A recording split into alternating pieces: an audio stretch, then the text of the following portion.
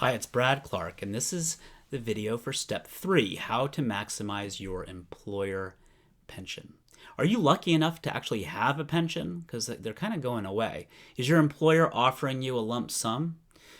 If so, please stick around and watch this. If not, or if this does not apply to you or your spouse, I think you can skip to video, the next step around bond ladders.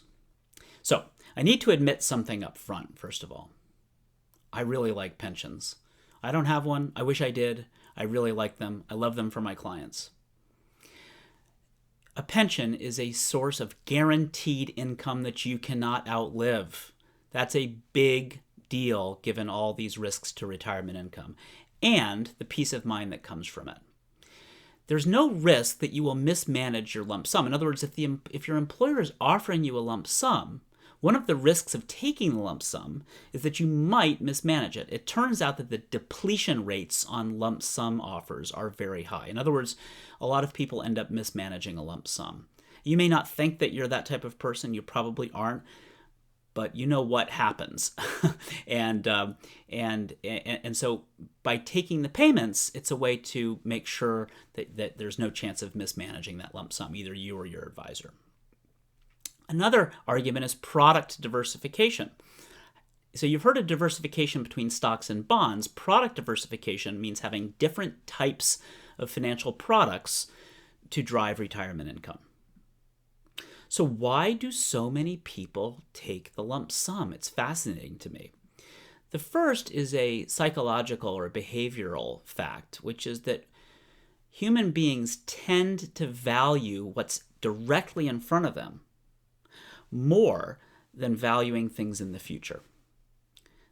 I'm sure you can relate to this. And so if an employer dangles a $500,000 payment for a lump sum, that looks very attractive. We tend to discount the benefit of recurring pension payments.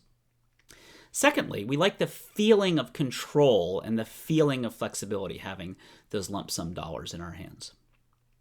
Third, maybe we think we'll die early and the pension won't be worth it. And a lot of people use that argument to take the lump sum. They use the same argument not to defer Social Security until 70.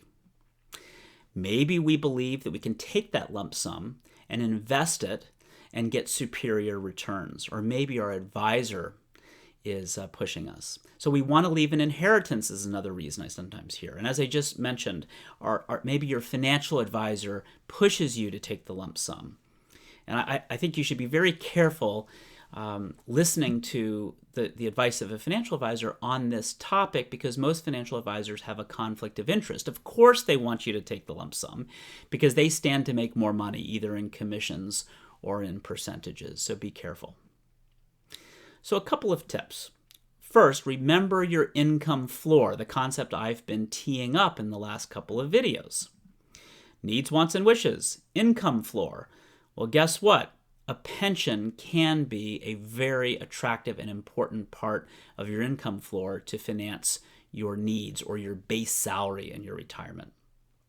Number 2, be careful who you ask for advice. Just because your colleagues are taking the lump sum doesn't mean you should. Just because you have a financial advisor that's pushing you to take a lump sum, that doesn't mean you should take the lump sum. So in this past video, step 3, we covered lump sum versus pension payments. In this next video, I'm going to help you understand how to drive predictable income from something called a bond ladder. Thanks very much.